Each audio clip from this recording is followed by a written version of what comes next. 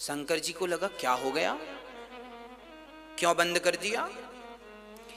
अब जब मुर्दा चिता पे गया ना तो पीछे को लोग बात करने लगे, सुनो हमारा आज बहुत जरूरी काम था, इसे भी आज ही मरना था। दूसरे ने कहा राम राम, आज तो संडे था, आज तो छुट्टी का दिन था, बच्चों के साथ घर में एंजॉय करना था, आज ही मरना था, मंगल को नहीं मर सकता था, छुट्टी बिगाड़ दी पूरी। अरे काम के दिन मरता तो बहाना मिल जाता, रिश्तेदार मर गए हैं, छुट्टी, अब संडे को ही मरा छुट्टी में, इसके बहाने एक छुट्टी और मिल जाती, वो भी नहीं, देखो जाते जाते छुट्टी नहीं दिलाया, छुट्टी में गया। तीसरा बोला सुनो हमारी दुकान खुली हो, ग्राहक खड़े हैं, फोन पे फोन बज रहे हैं, कब जले कब हम जाएं। शंकर जी बोले राम राम, जब आए थे तो बड़ा राम राम बोल रहे थे, इन्हें क्या हो गया। तो शंकर जी ने पूछा भैया आप लोग राम राम बोल रहे थे, अब बंद कर दिया। लोगों ने कहा मुर्दा जल गया, अब क्यों बोले राम राम, अब गए। अच्छा तो क्या इस मुर्दे के लिए बोल रहे थे। हाँ, सारे लोग तो चले गए पर शंकर जी मुर्दे के पास खड़े रहे, और शंकर जी ने जब मुर्दा जल गया तो उसकी धूल उठाकर, भस्मी उठाकर शंकर जी ने शरीर पर रमाना शुरू कर दिया। किसी ने कहा शंकर जी क्या कर रहे हो। शंकर जी ने कहा जिसके कारण इतने लोगों ने भगवान का नाम लिया है, उसकी राख भी मैं अपने शरीर पर रमाऊंगा तो मेरे राम राम से राम नाम की ध्वनि निकलेगी, इसलिए शंकर जी को भस्मी चढ़ती है। अच्छा, शंकर जी को भस्मी चढ़ने का एक अर्थ और है। शंकर जी को भस्मी इसलिए चढ़ती है क्योंकि हमने कथा में बताया था ना, भागवत की कथा में, कि हम सबको एक दिन 25 रुपए के घड़े में आना है। क्या बनना है, राख बनना है। हाजी बनना है कि नहीं। तो शंकर जी ये कहते हैं दुनिया वालों घमंड ना करना, दुनिया वालों अहंकार ना करना, क्योंकि एक दिन हम सबको राख बनना है, और जब तुम राख बनोगे तो हम शरीर पे लगाएंगे, अर्थात राख बनोगे, उड़ जाओगे, घमंड किस बात का। इसलिए शंकर जी भभूति भस्मी रमा कर मैसेज दे रहे हैं कि ज्यादा हाय हाय ना करो, अहंकार ना करो। शंकर जी का अद्भुत श्रृंगार। शंकर जी के सिर पर गंगा। अच्छा, गंगा का अर्थ क्या है, गंगा मैया ठंडी है ना। शंकर जी ने सिर पर गंगा को धारण कर रखा है, अर्थात शंकर जी कहते हैं कि दिमाग को हमेशा पांव रखो गरम, वाणी रखो नरम, सिर रखो ठंडा, है ना।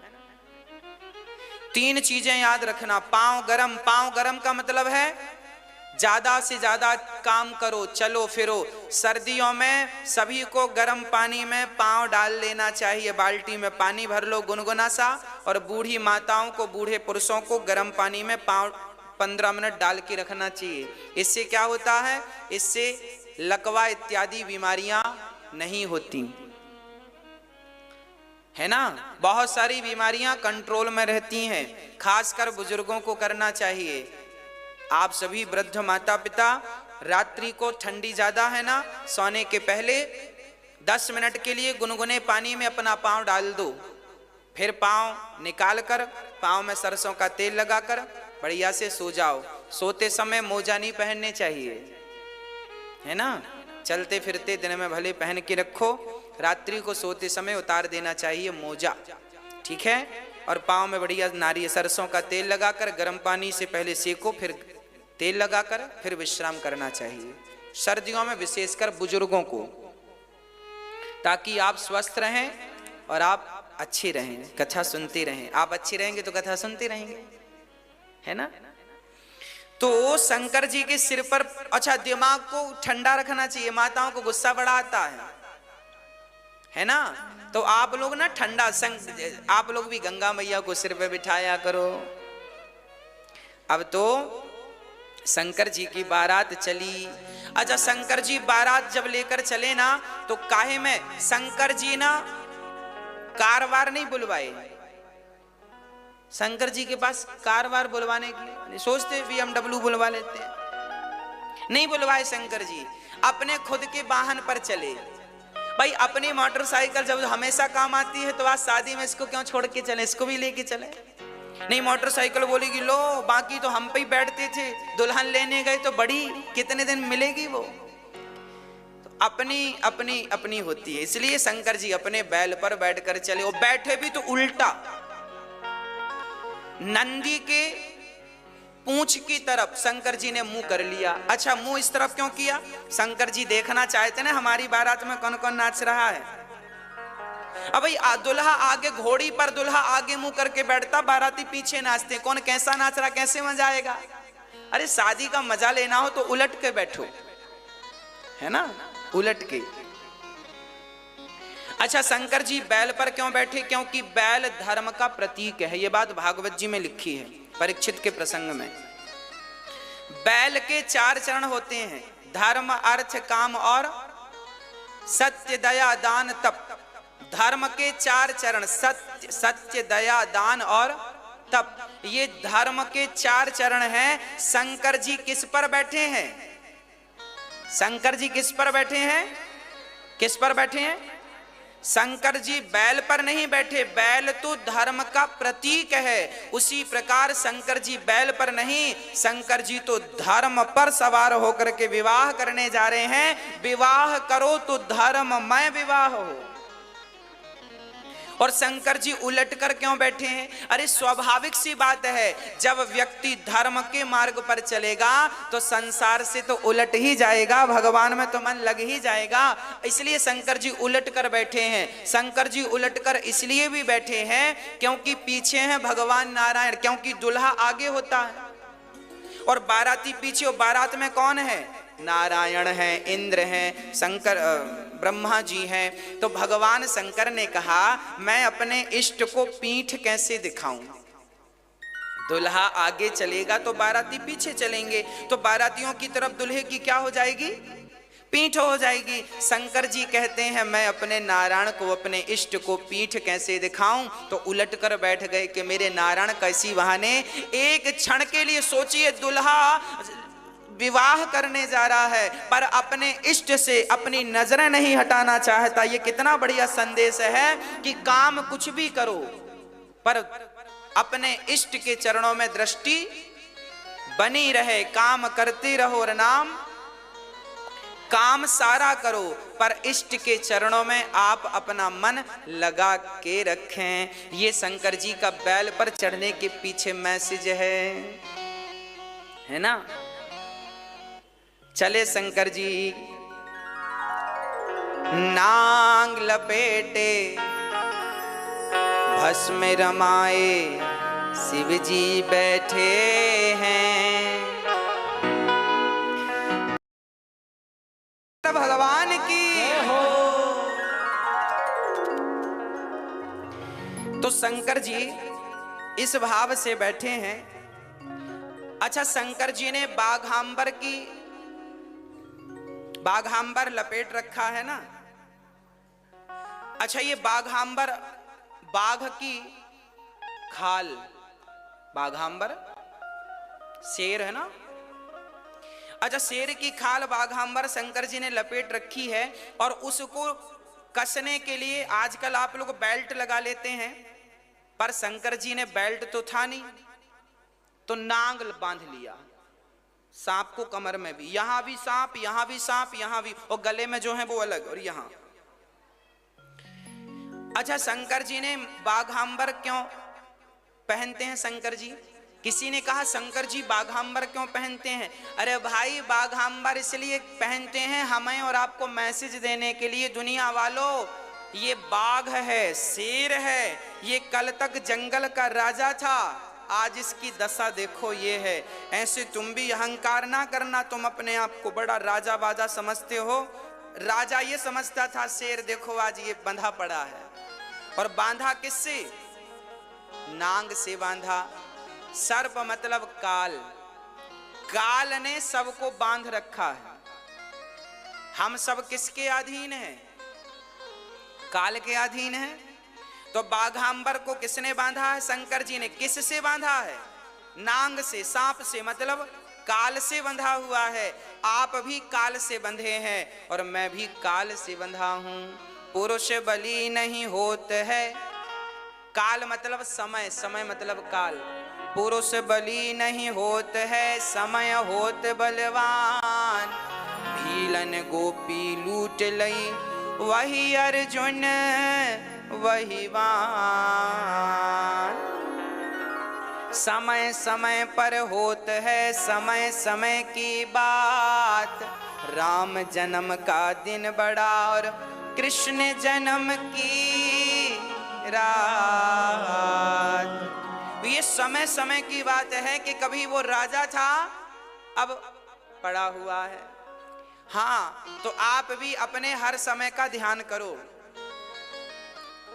है ना। एक गांव में एक सेठ जी थे, सारा गांव उनसे राम राम करता। सेठ जी राम राम, तो सेठ जी धीरे से कह देते राम राम हम कह देंगे। बोला कोई राम राम, तो वो कह देते हम बोल देंगे राम राम। एक दिन एक आदमी ने सुन लिया, सेठ जी आपसे कोई राम राम करता है तो आप बोल देते हो बोल देंगे, किन से बोल देंगे? सेठ जी बोले चलो दिखाएं। तो सेठ जी गए और अपने तिजोरी को खोलकर वहां जितने पैसे रखे, गड्डियां रखी थी, सोना चांदी, सबको कह देते आज राम सिंह ने राम राम बोला है, घनश्याम ने राम राम बोला है। अरे सेठ जी पागलों की तरह व्यवहार कर रहे हैं, बताओ तिजोरी से आप राम राम कह रहे हैं। सेठ जी ने कहा भैया जब मेरे पास धन नहीं था तब मेरे से कोई राम राम नहीं करता था, जब से धनवान हुआ हूं तब से लोग राम राम कर रहे हैं। तो लोग राम राम हमसे नहीं हमारे धन से करते हैं, इसलिए हम राम राम धन को कह देते हैं। धन तुम्हें राम राम मिल रहा है। भाई आपकी स्थितियां बिगड़ जाए ना तो कोई राम राम करता है? आजकल आदमी राम राम भी उन्हीं से करता है जो, हाँ जी, अरे गरे नथु खैरे से कोई राम राम करता। तो आप लोग भी ध्यान रखो, केवल धनवान का ही सम्मान ना हो, एक आम गरीब से गरीब व्यक्ति का भी हम सम्मान करना सीखें, आदर करना सीखें। धनी लोगों को तो सब देखते हैं, जो आम व्यक्ति की पुकार सुनता है, आम व्यक्ति की तरफ देखता है, उन्हें महान कहा जाता है ना। इसलिए ये दास अनिरुद्ध ने जो कार्य किया है या हम जो कर रहे हैं, ये साधारण लोगों की नजर में बड़ा काम होगा और बड़ा काम है, पर इस बड़ा काम को करने के लिए सामान्य बनना पड़ता है, साधारण बनना पड़ता है। जब तक आप साधारण नहीं बनेंगे तब तक आप बड़ा काम नहीं कर पाएंगे। यदि आप अपने आप को बड़ा मान लेंगे तो फिर बड़ा मान लिए हैं आप, तो फिर छोटा काम कैसे करेंगे? आजकल बच्चों को अपनी मां के पांव दबाने में शर्म आती है, पर यह दास अनिरुद्ध यहां जितनी मां रहती हैं सभी के चरणों की सेवा करता है। क्यों? क्योंकि मैं जानता हूं कि मैं एक सामान्य व्यक्ति हूं।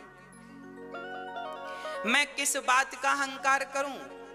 आज आपके बच्चों को ना मैया जी शर्म आती है पांव दबाने में। आज बहू को शर्म आती है सास के पांव, बहुत जिनको आती मैं उनकी कह रहा हूं। बहुत सारी बहुएं अच्छी हैं, बहुत सारे बेटे अच्छे हैं। जिन बेटों को शर्म लज्जा आती है हम उन बेटों की बात कर रहे हैं।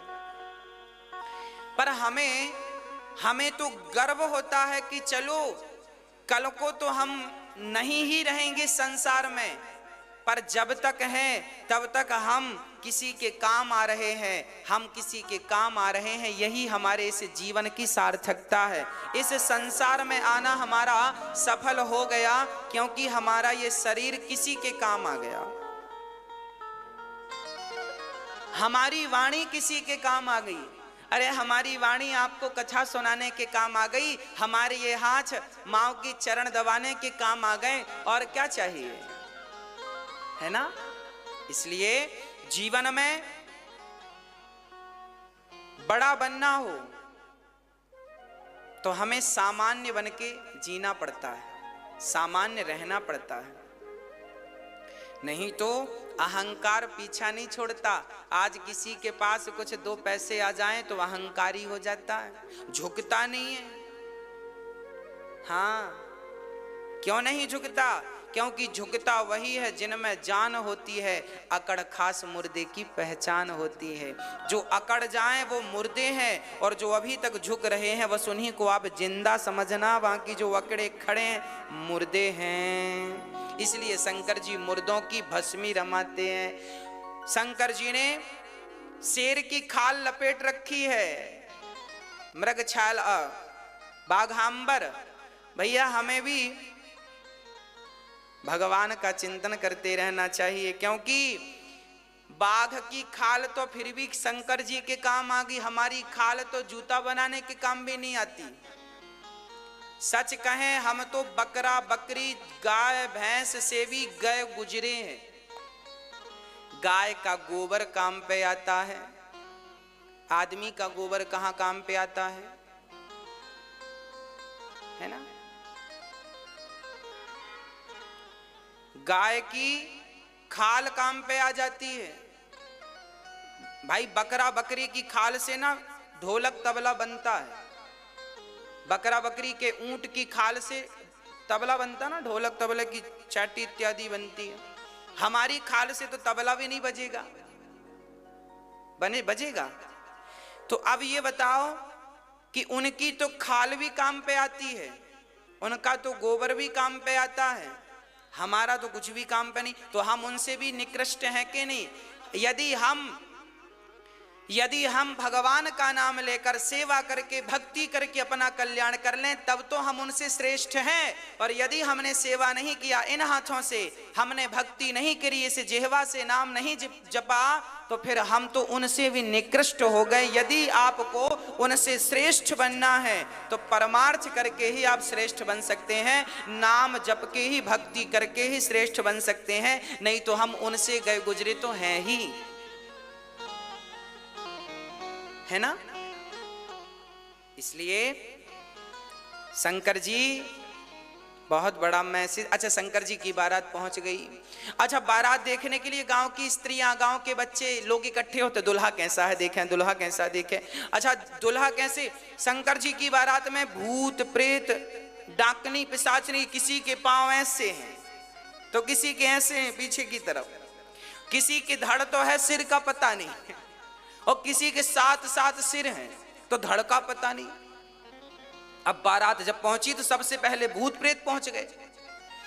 गांव के जितने बच्चे दुल्हा देखने आए थे, ओ हो, जैसे ही भूतों को देखा भागे, मैया मैया बचाइयो, आज बच गए तो कल रहेंगे नहीं तो गए काम से। क्यों बेटा, क्या हुआ? अरे मैया काल आ गया हमें मारने, अब कोई बचेगा नहीं। अब तो सारे भूत प्रेत आए और एक भूत जिसका सिर नहीं था, उसका धड़ ही धड़ था, उसने पूछ लिया गांव वालों से, सुनो हमारी रहने की व्यवस्था कहाँ है? जिससे पूछा उसके प्राण से निकल गए।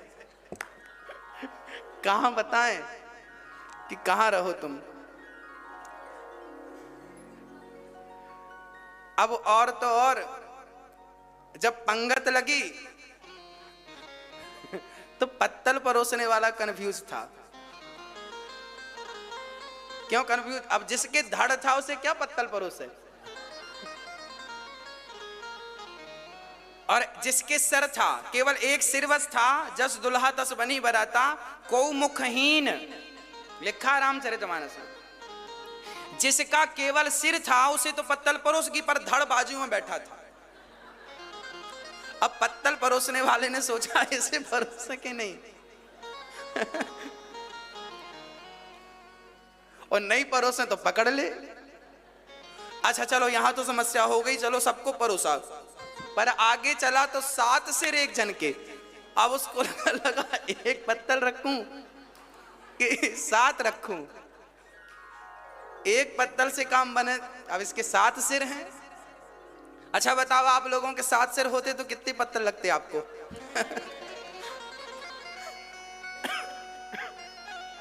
7 पत्तल रखी उसने। और कुछ बाराती भूत प्रेत तो जाके रायतों के गंजे में डुबकी लगाने लगे। हर हर महादेव।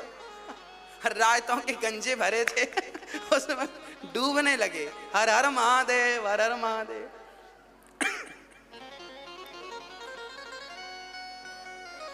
ऐसी बारात जब माता पार्वती की मां ने देखा कि दुल्हा ऐसा है, कान में अच्छा, बारात मंडप के नीचे जब शंकर जी गए शादी, तो नाउंदाई आ गई, बोले नेंग दो। नेंग मांगते हैं ना, नेंग, हाँ नेंग। जब मांगा, शंकर जी से कहा भोलेनाथ नेंग दो। शंकर जी ने कहा अपने कान का निकाल के सांप फेंक दिया। ले डरी भागी, दोबारा उसने मांगा नहीं,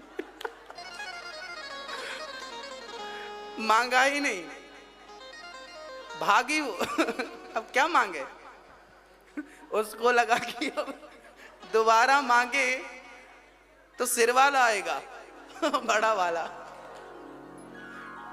अब तो भाग गई वो। और पार्वती की मां बोली मैं तो विवाह ही नहीं करूंगी, अपनी छोरी की जिंदगी बर्बाद करूंगी, ऐसी दुल्हा। अब लो भैया, बारात खड़ी है द्वार चार के लिए, और यहां पर पार्वती की मां बिगड़ गई, बोले हम विवाह नहीं करेंगे, हमारी बिटिया कुंवारी रह जाएगी, पर ऐसा दुल्हा हमें नहीं चाहिए। कैसा दुल्हा? बोले ऐसा सांप कोई लपेटता है, मृगछाला लपेटता है कोई बाघांबर। हमारी बेटी को गोद में लेके रोने लगी। तब नारद जी ने समझाया, माँ ये भोलेनाथ इनके, आप सामान्य प्राणी मत समझो, ये भगवान हैं। जब समझाया बुझाया तब माता जी की समझ में आई, और फिर उन्होंने विवाह कराया। बढ़िया सा विवाह संपन्न हुआ। बहुत सारा धन धान्य दे करके हिमालय जी ने भेजा। और जब बारात चली, श्री पार्वती माँ विदा हुई। उसके बाद शंकर जी बहुत समय तक पार्वती के संग रहे, और उनके द्वारा एक पुत्र हुआ, स्वामी श्री कार्तिकेय जी का प्राकट्य हुआ। 6 मुख वाले कार्तिकेय जी, शंकर जी के 5 मुख और बेटे के 6 मुख। कार्तिकेय जी का प्राकट्य हुआ। कार्तिकेय जी बड़े होके तारकासुर को मारते हैं।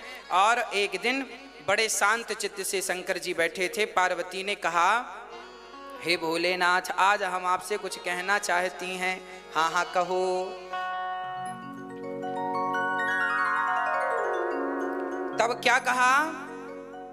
पार्वती जी ने कहा, हे नाथ, मुझे ये बताओ कि आप जो नाम जप रहे हैं, ये नाम किसका है? क्या ये वही दशरथ जी के पुत्र हैं? पार्वती जी का बड़ा अद्भुत प्रश्न है।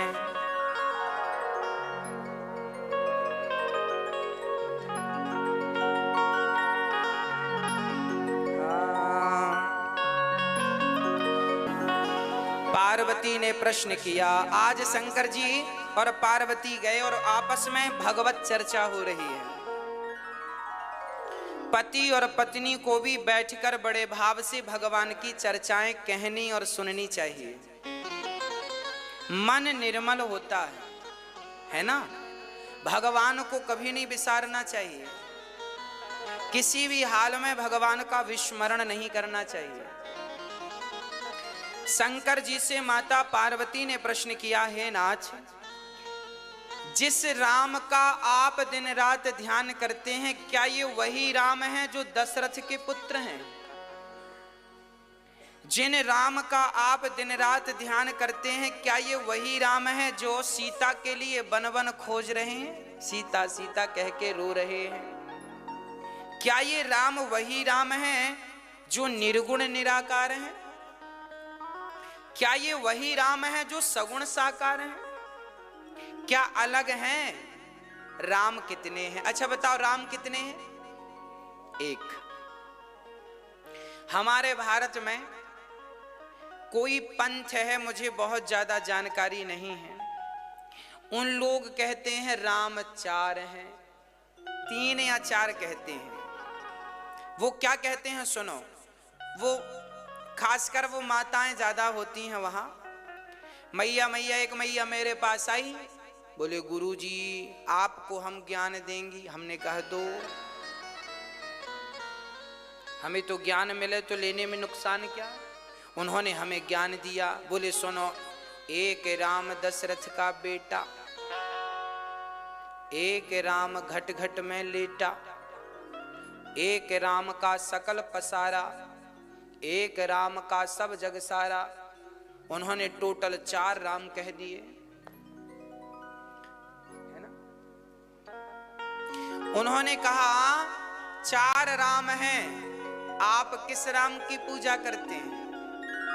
हमने कहा बहन आप बड़ी कंफ्यूज हैं। उन्होंने कहा हम कैसे कंफ्यूज हैं। हमने कहा आप कंफ्यूज ना होती तो आप ऐसी पागलों की तरह बातें क्यों करती। उन्होंने कहा क्यों। हमने कहा मेरी मां जिन्हें तुम 4 कह रही हो वो 4 नहीं है, एक है। बोले कैसे। हमने कहा सुनो ऐसे। हमने कहा शब्दों का हेर फेर हो गया है बस, और कोई बात नहीं है। हेर फेर किसका है। शब्दों का। कैसा हेर फेर है। हमने कहा सुनो, आपने कहा एक राम दशरथ का बेटा, एक राम घट घट में लेटा, एक राम का सकल पसारा, एक राम का सब जग सारा। हमने कहा इसे ऐसे मत कहो, इसे ऐसे कहो, वही राम दशरथ का बेटा, वही राम घट घट में लेटा, उसी राम का सकल पसारा, उसी राम का सब जग सारा। अभी इनके हिसाब से 4 हो रहे थे, हमारे हिसाब से कितना हुआ। इनकी गणित कमजोर है, हिसाब किताब करना नहीं आता। अरे राम 4 नहीं है मेरी मां, राम तो एक है, आपका गणित कमजोर है। वही राम दशरथ का बेटा, वही राम घट घट में लेटा, वह राम ही निर्गुण निराकार है, वह राम ही सगुण साकार है, वह राम ही नारायण है। फिर प्रश्न खड़ा हुआ कि कैसे। तब शंकर जी ने पार्वती का प्रश्न सुनकर बड़े गदगदवास, देवी आपने तो हमारे ऊपर बड़ा उपकार कर दिया। उपकार किस बात का। बोले इसी बहाने अब हमें कथा सुनाने का मौका मिलेगा। सुनो। प्रणाम करते हैं राम जी। राम को प्रणाम करके शंकर जी कहते हैं मंगल भवन आ मंगलहारी, द्रवं सुदशरथ अजीर बिहारी। करि प्रणाम राम ही त्रिपुरारी, हरसि सुधा सम गिरा उचारी। धन्य धन्य गिरिराज कुमारी, तुम समान नहीं को उपकार। तुम्हारे जैसा मुझ पर उपकार करने वाला कोई। देखिए जब कोई भगवान की कथा पूछता है भगवान के बारे में, जैसे आपने हमसे भगवान के बारे में पूछा तो आपने अपना उपकार तो किया, पर हमसे भगवान के बारे में पूछकर आपने हमारा भी उपकार कर दिया। ये बड़ी बात है। जब श्रोता, जब आप लोग कथा करवाते हैं ना, तो आप पर तो उपकार ठाकुर जी करते ही हैं, आपके माध्यम से हम पर भी उपकार ये होता है। अब देखो हमसे राम कथा आती नहीं है। हमारी मैया जी ने बोला गुरुजी, हमने कहा मैया जी भागवत सुन लो। बोले नहीं हमें तो राम कथा ही सुननी है। हमने कहा आती नहीं है। उन्होंने कहा जैसी आए आप सुनाना, पर हमें राम कथा सुननी है। तो कहने का अर्थ यह है कि जब आप कथा सुनने की इच्छा करते हैं तो आपने सुनने की इच्छा तो की, पर आपने अपने ऊपर उपकार तो किया, पर हमें सुनाने का अवसर देकर हमारे ऊपर बहुत बड़ा उपकार कर दिया। यही उपकार है। पार्वती से शंकर जी कह रहे हैं कि आपने हम पर उपकार कर दिया। कौन सा उपकार? जो राम के बारे में पूछ लिया। और सबसे बड़ा उपकार, ये जो लोग राम जी की कथा सुन रहे हैं और आनंदित हो रहे हैं, ये उपकार, इन पर भी आपने उपकार कर दिया। तो कथा कराने वाला जब एक बार कथा कराता है तो वो करोड़ों लोगों पर जो जो कथा सुनते हैं उन पर वह उपकार करता है। इनके माध्यम से सब कथा सुन रहे हैं, ये उपकार है ना। इसलिए जीवन में जरूर भगवान की कथाएं सुननी और सुनवानी चाहिए। इसी बहाने हम 7-9 दिन राम कथा, 9 दिन भागवत जी, 7 दिन भगवान में डूब करके कथा सुनते और सुनाते हैं। शंकर जी ने कहा सुनो, अब आपने प्रश्न किया है तो सुनो। शंकर जी ने कहा सगुण ही अगुण ही नहीं कछु भेदा, गावहि मुनि पुराण बुध वेदा। सगुण और निर्गुण में कोई भेद नहीं है। अच्छा, आप सगुण को मानते हैं कि निर्गुण को? हाँ, सगुण साकार, सगुण मतलब साकार, निर्गुण मतलब निराकार। आप किसको मानते हैं, किसकी पूजा करते हैं? हम दोनों का ही सम्मान करते हैं। सगुण ही अगुण ही नहीं कछु भेदा, ये लिखा है तुलसीदास